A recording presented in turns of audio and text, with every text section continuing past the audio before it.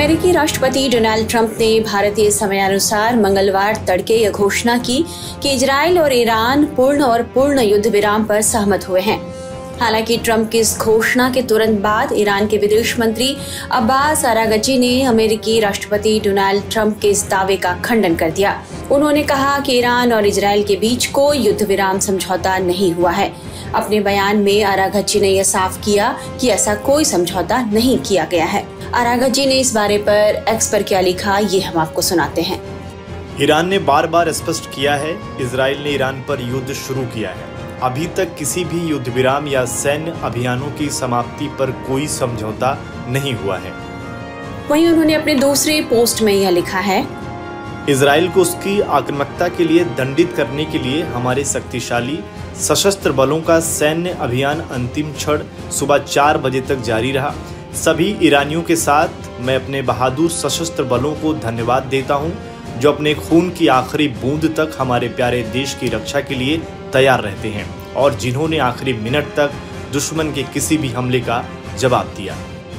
वहीं एक तरफ ट्रंप ने सीज फायर की घोषणा की और दूसरी तरफ इजराइल के सीज फायर मानने के बावजूद ईरान ने उस पर फिर से हमला कर दिया। इजरायली सेना ने मंगलवार दोपहर इसकी जानकारी दी। इजरायली सेना के अधिकारियों के हवाले से एक रिपोर्ट में कहा गया है कि युद्ध विराम शुरू होने के तुरंत बाद तेहरान ने कम से कम 2 बैलिस्टिक मिसाइलें इजराइल पर दागी। अधिकारियों का कहना है कि ईरान ने युद्ध विराम तोड़ा है और अब उसे उसकी कीमत चुकानी पड़ेगी। ईरानी हमले की वजह से उत्तरी इजराइल में इस समय सायरन बज रहे हैं। टाइम्स ऑफ इजराइल की एक रिपोर्ट के मुताबिक एक मिसाइल बिरशेवा शहर में इमारत पर गिरी है।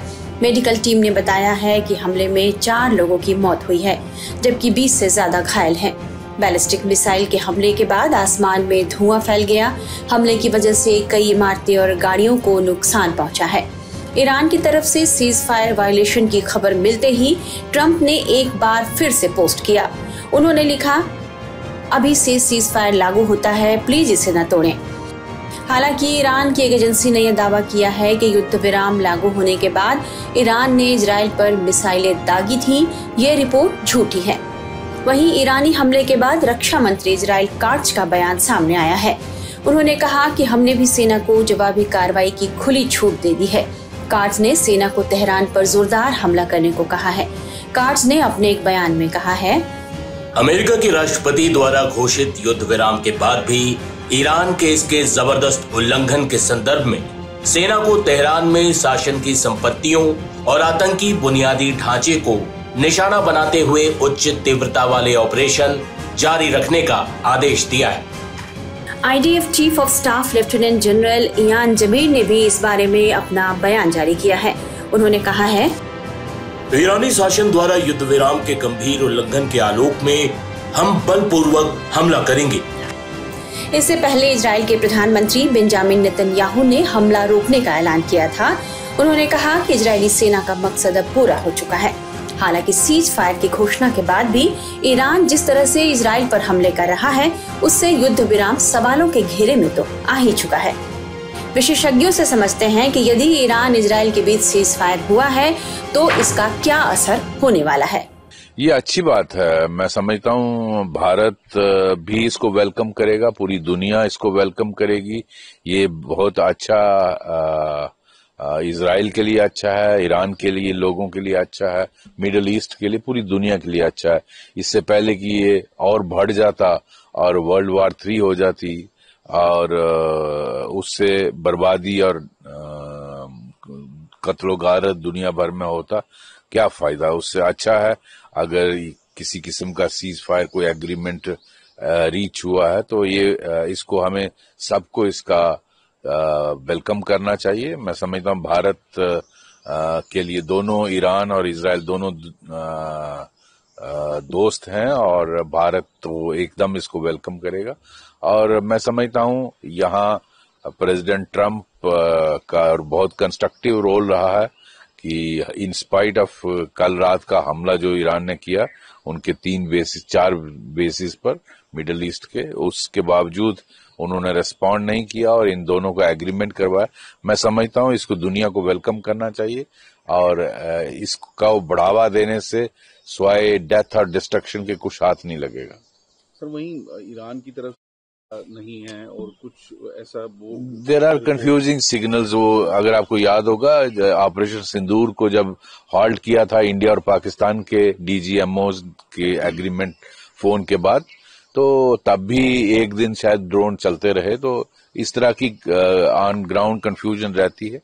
बट मैं समझता हूं प्रेसिडेंट ट्रंप ऐसे ट्वीट नहीं करते।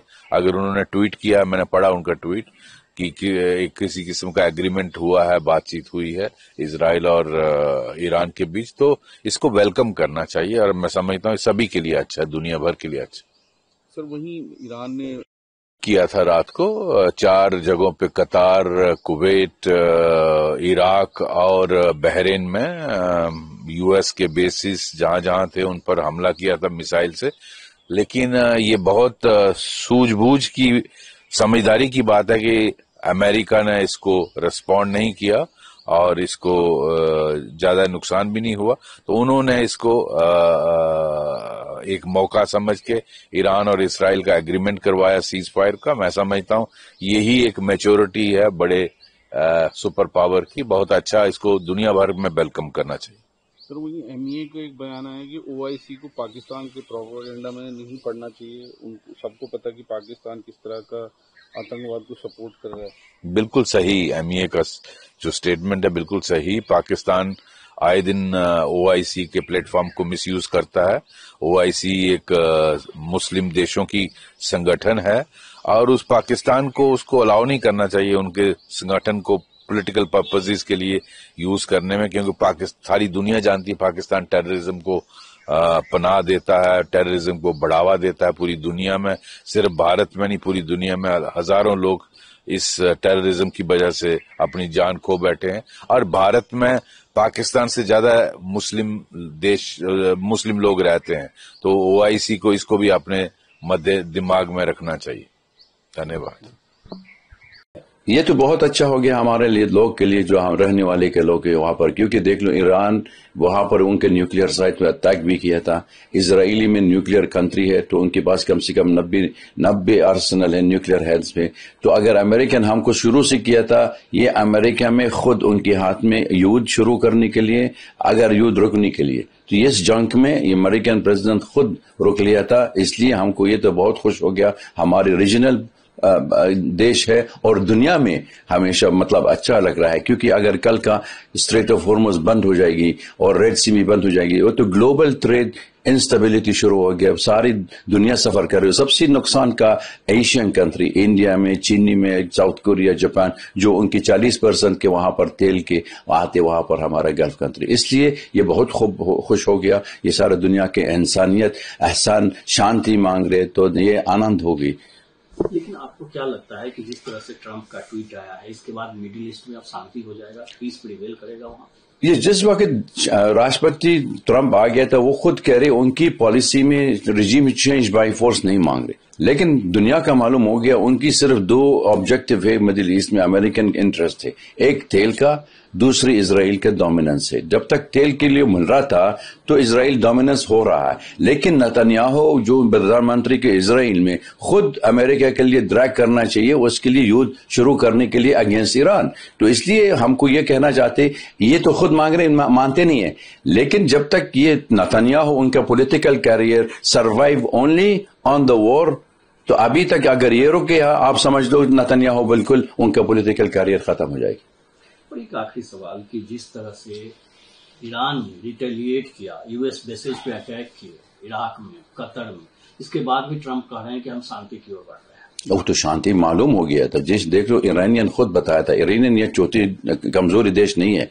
ईरान में उसी के वक्त में जब तक उनकी लीडर में मार दिया था यूएस में, वो उनकी जो कासिमी और इराकी वाले का जो लीडर है, जो पॉपुलर फ्रंट में, दोनों मारा दिया था अमेरिका में। वो खुद ईरान अटैक किया था, इंतकाम किया था अमेरिकन बेसेस इराक के अंदर। और आज तक जब तक उनकी अमेरिका खुद यूनिलैटरली अटैक भी किया था, ईरान का न्यूक्लियर साइट भी है, तो ईरान खुद कह रहे आप 6 रॉकेट फाड़ दिया था हमारा न्यूक्लियर साइट की तरफ, हम आपके लिए 6 बैलिस्टिक रॉकेट में आपकी तरफ में फेंकने के लिए तो करा दिया था। इसलिए ये कहना चाहते हो ईरान इज अ सिविलाइजेशन, ये सब कुछ सारी दुनिया मालूम हो गया। और ईरान छोटी बात नहीं कर सकते और बिल्कुल सरेंडर नहीं कर सकते। तो अमेरिका खुद मालूम हो गया, क्योंकि पहले तक सन 1979 से पहले तो अमेरिकन ये खुद बहुत दोस्ती है और सबसे बड़ी शक्ति भी बनाया था अमेरिका में खुद। the 12th largest army in the world Iran वक्त शाह के ताम, क्यों? अमेरिकन भी सपोर्ट कर रहा है। लेकिन आज तक जब तक वो सरकारी बदल हो गया 1979 तो अमेरिका एंटी ईरान शुरू हो गया। लेकिन एंटी ईरान शुरू हो गया इसका मकसद नहीं होता ये अमेरिका अटैक कर सकती। ठीक है।